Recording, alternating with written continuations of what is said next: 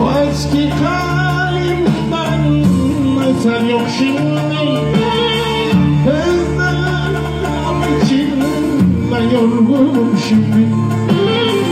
O eski halimden eser yok şimdi.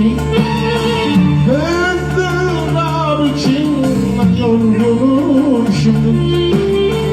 Bütün kollarımdan düşerim şimdi. Yalnızım dostlarım, yalnızım var. Ah, bütün kollarımdan düşerim şimdi. Yalnızım dostlarım, yalnızım yalnız.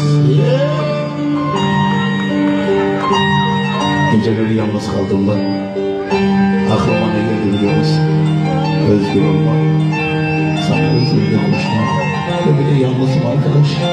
Yalnızım dostum, yalnızım.